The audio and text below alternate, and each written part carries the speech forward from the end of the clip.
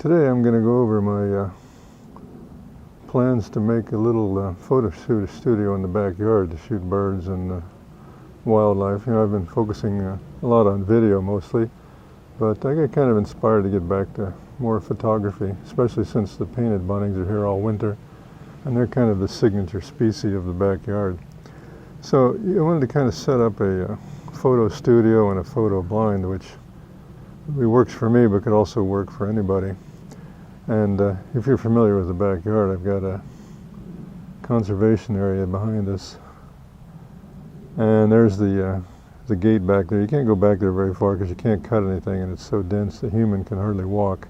There's an incredible boundary between habitats of the kind of open grass of the backyard and the intense brush of the conservation area right at that fence line. So the fence line has always been a focus of action. And mostly you've seen a lot of video that I've shot from over in this platform up here. So I got to think, I said, well, let's kick it up a notch. If I'm going to do photography, you want to weigh the odds in your favor. One, of course, is opportunity, and I have plenty of opportunity for the buntings and the squirrels and the other birds around here, but the other is to get them focused on one area, which would become my outdoor photography studio, and then set it up as favorably as I can to stack the deck toward getting good photos. So the first thing I did here, I said, well, you know, the easiest thing to do would just be to take about 6 boards out of the fence, because this is where the birds are used to coming to feed on top, and concentrate them. Birds and animals learn pretty fast where the food is, and they'll come and concentrate. But you also want a natural environment. So I popped these 6 boards off, and I've this is just early in the stages. I'll update it as I go along. But this is just the beginning. The first thing I noticed was there's a real nice old pine log right behind the fence there. That's what you want to do. You want to get something more natural in your habitat. So I put the pine log up there just, 30 minutes ago and put some sunflower seeds on it. And you can see right there the squirrel. It didn't take long. And you can see now if I zoom in here, you see the difference in the photo here. It just looks so much better than just shooting on top of a fence. So we're only talking about a matter of a few feet. Now the other thing about this log, which shows a lot of character, and I recommend it, you see these 2 sort of dead branch stumps sticking up. And I guarantee you that especially this one will become very popular with the blue jays and other birds as they come in instead of in the past landing on the fence. I can almost guarantee you that many of them will land right there, and I'll be right there to take their picture. And it'll be a great actual picture. Now, I'm sitting here shooting this about 30 feet away from the squirrel, and I've already practiced setting up my tripod. I'll go into that a whole lot more detail at another lesson, but I'm planning to shoot these creatures at about 20 feet away with a 150 to 600 Tamron lens on my Canon DSLR, and that's actually an excellent lens, affordable and very fast and clear for the price, and also the autofocus works really awesome with Canon. It's just quiet and fast, and it's a good lens. And so the other thing to think about is I'm going to be shooting from here, and this will vary, but what you want to try to do is I'm actually looking about northwest, and the fence line runs sort of east-southeast over to west-northwest. So in the morning the sun's going to be off to our right, in the evening it's going to be off to our left, but we're always going to have the sun behind us here, and we're really going to benefit from the golden hours of the first few early hours in the morning and the sunset. Now the other thing here, of course, when you look at the setup, is the habitat here. This is why we have painted buntings every year. That is painted bunting habitat, and a lot of other small birds too. That is intense. A human can't even begin to think about walking there unless they cut their way every inch of the way in there. You see, the first creature is going to check out your new setup is the squirrels. They're kind of like watch things, and as soon as I change anything that has to do with a tree, they're over there checking it out. Anyway, what you also want is, I'm going to try and attract squirrels and birds to the top, bigger birds, and then plan to shoot buntings here at about a little below eye level, which will be really nice. The squirrel there is right now because I haven't got things set up. And if you see behind here, the buntings will be attracted to this feeding platform. And what I'll do is I'll go back in the woods and see if I can find a nice log to put there on top of those two 2x4s. And hopefully it has some nice bark on it, which you can hide the seeds in. But the buntings will come and go there.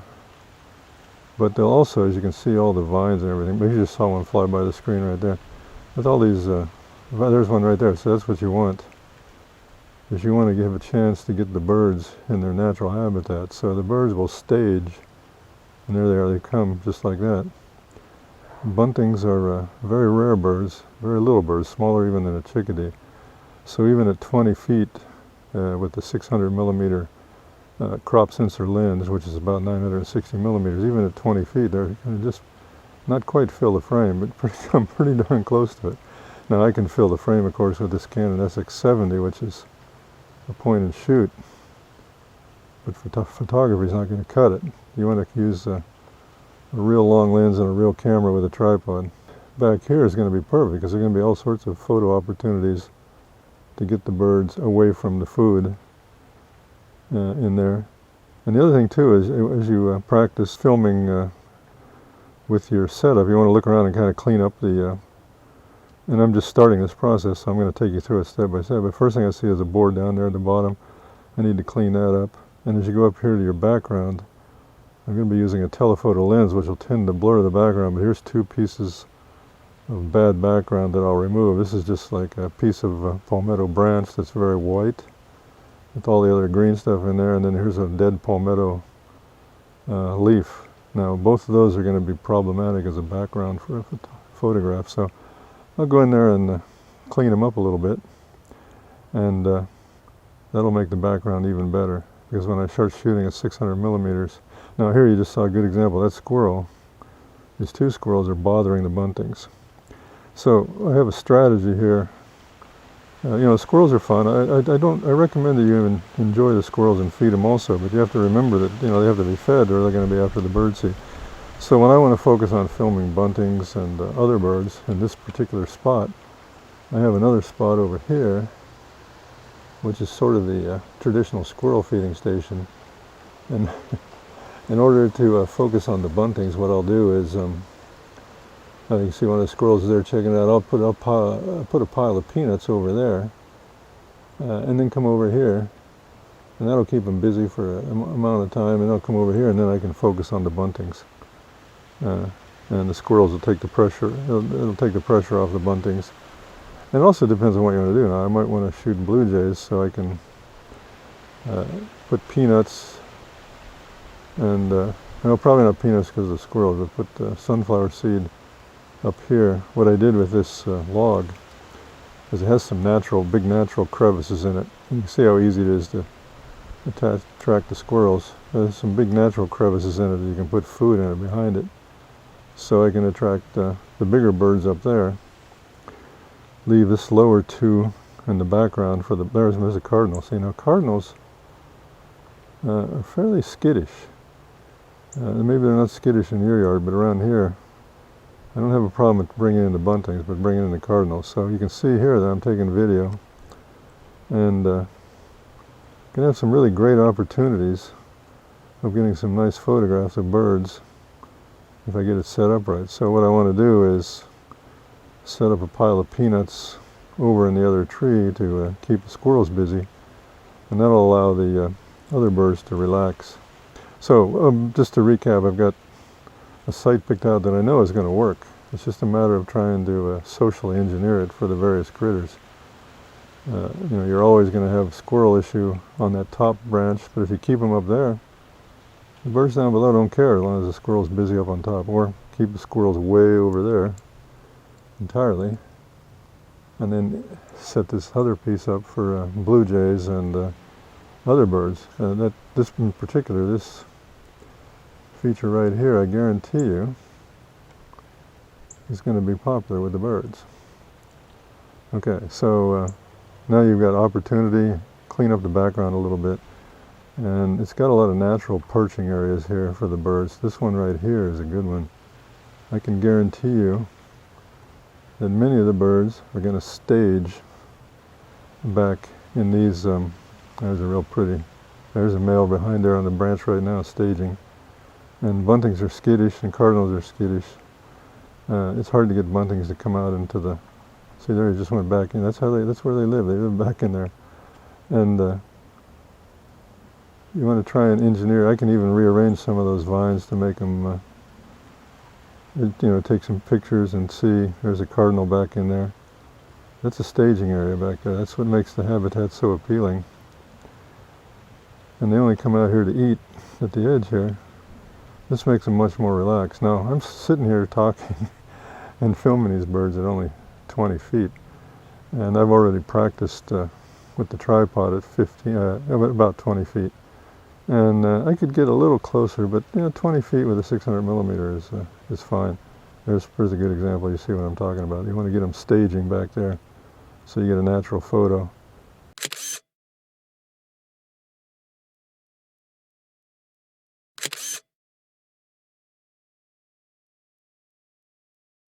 And I get rid of that dead white branch. It'll improve the photographs much more than if you left it there. It'd give you trouble, a little white balance.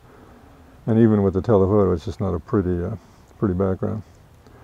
So I can shoot, just sitting in a chair with a tripod, as long as I don't make a lot of big movements. The birds and of course the squirrels don't care, but the birds don't care. And I'll see how that goes, and then I'll give you an update. But I may end up getting a blind also, just a simple blind. Get me just a little closer and make the birds just a little more relaxed. And you can see right now that we know, and you see the sun just came out, we've been in the cloud, and you can see what kind of beautiful light that is. The one thing you will have here though is shadows because of the fence. There's a nice picture of a cardinal back there in the brush. And that makes a nice picture. You don't always have to have the cardinal totally clear because it's realistic. There's nothing to be gained by taking a picture of a bird on a feeder. And I already know that this is going to work in theory. Oh, there's a grackle just showed up there now. That's a good example. That gives me an idea that once I put more food up here, then that'll be a focal point for the grackle, the blue jay, and the squirrels.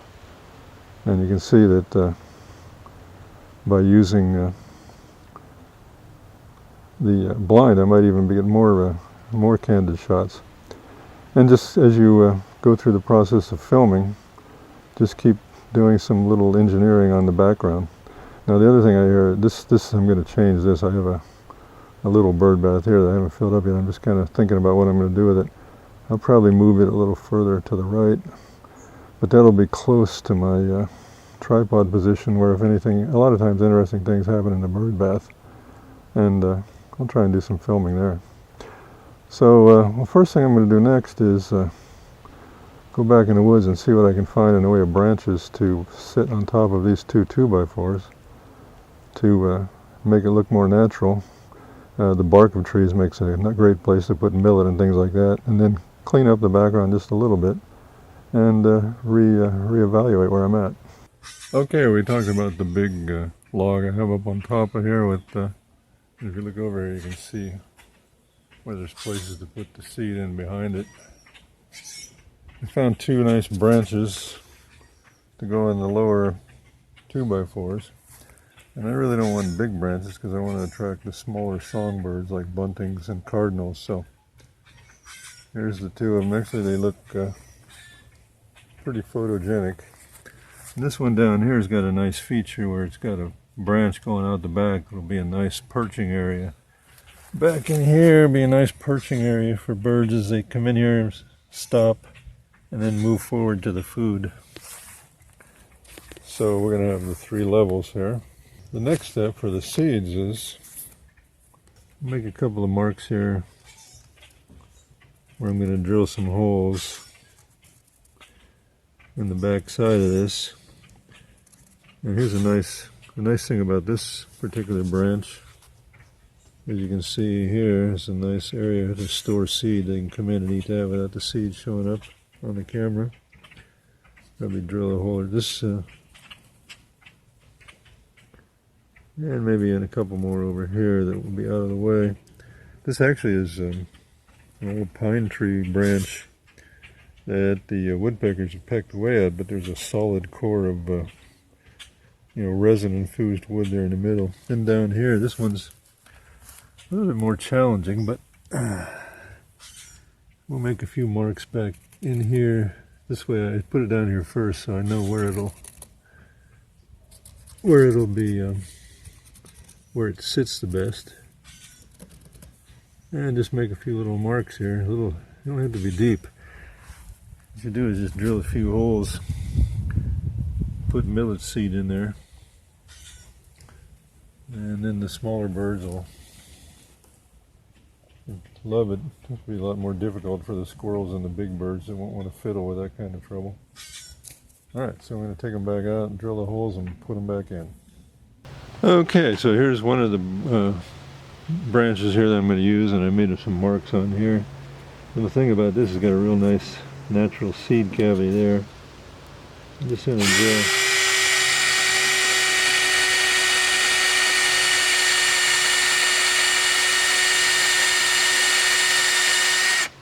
So you might think that this would be really weak wood, but it's actually really tough in there because it's what's left of the pine tree. Really hard resin.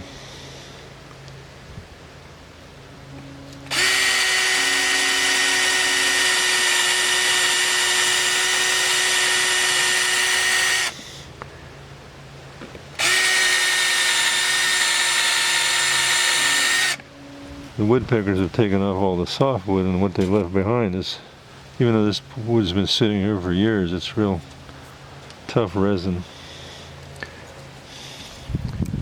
And we'll just go through and make all the places where I marked. Now we're talking about buntings and cardinals, so it doesn't need to be very deep.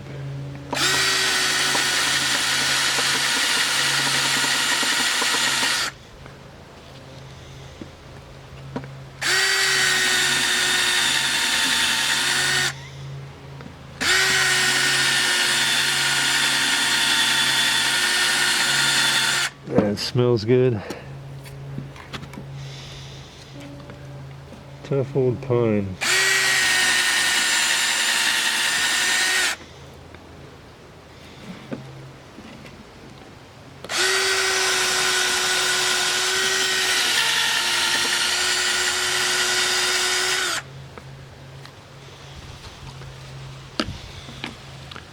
That should be plenty.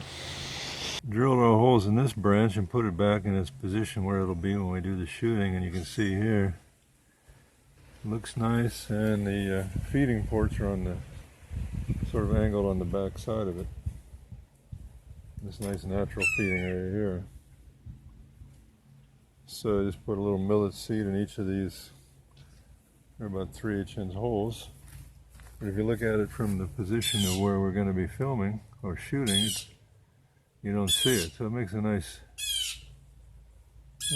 perch and then a nice background. We've cleaned up the background now, got rid of the dead. I see one more piece of over here. Right there's one more piece of clutter that I'm going to remove just because it's void and unsightly. And we remove that, and then you've got all the natural views there. So now we'll go down and drill this one and then put it back. And as usual, there's a blue jay yelling at me for a peanut. Okay, we've got the other branch here, and I really like this branch because it has another branch sticking out the back of it. It'll be great for a perch. So I made some marks here. I'm going to put some holes.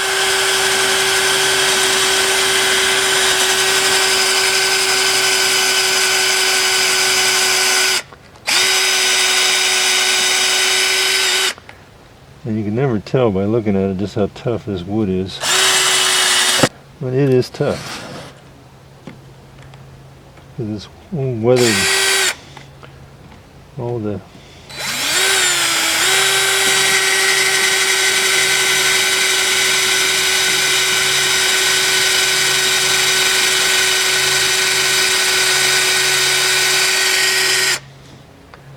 That is a really tough. I'm surprised.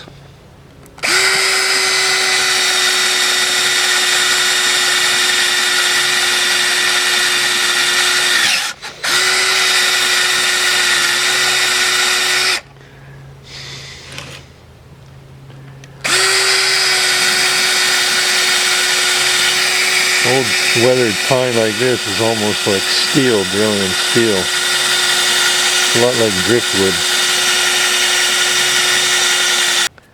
Don't have to be super deep, just enough to hold. We got some natural crevices to hold seed, and then we got added a few extra to hold some seed.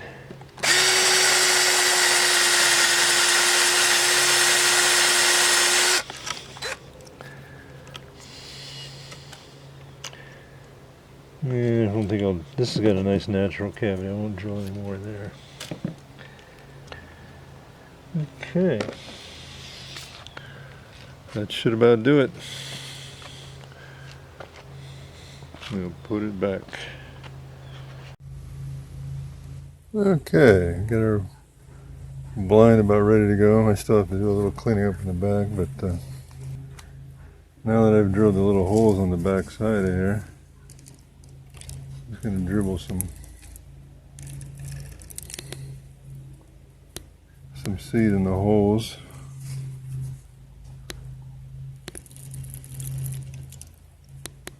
Some of it's going to fall back, of course. And we got this nice natural area here to put some seed behind. And we have approximately 8 to 10 buntings, so I'm going to have a little spaced out here. Just a little. You hear that? That's a blue jay imitating an osprey. That whistle just on and on. Here, there's the blue jay. There's one of them that imitates an osprey. Okay, so we did the top one. We just filled up those little holes, and we got a little spillage behind them. Here, that's a blue jay. So a little spillage is not going to hurt. When you see it from the side, you're going to be photographing on top of it there, no problem. Then we'll finish up the bottom one. And again, I really like the way this bottom one has a branch that goes off into the jungle there. It'll be a nice number of little areas for the birds to perch on. Fill the holes with a little seed. You can see we're in a rough sun angle right now. And we're basically ready to go. A little bird bath off to the side there. This is mid-afternoon, so it's not the time to take photographs, but that's how it looks. And when you're sitting back here about 15 to 20 feet away with a telephoto lens, it'll look very different. And I've got the background just about right. So I'll be shooting here, here, and here. And hopefully get some good action back in here on that branch and all the other brambles back there. And I still have a couple of pieces I think I'll clean up back there of the dead palmetto. Dead palmetto turns almost white, which always makes it problematic. We'll get the birds a chance to habituate to their new, which the buntings are ravenous, so it won't take them about a minute to habituate, but they'll get used to the new layout and get used to feeding here.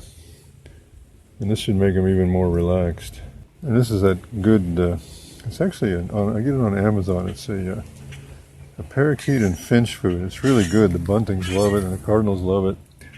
And it has a lot of vitamins and minerals in there that are good for the birds. That's what the colored things are. And so that's what makes my cardinals and the blue jays and especially the buntings makes their color really pop when they've been feasting on this seed after a period of time. It really is healthy for them, really brings out their color. So we're good to go. Part one is just sort of setting up the outdoor studio, and the part two will be about setting up the camera and the photography and the blind. So stay tuned for part two.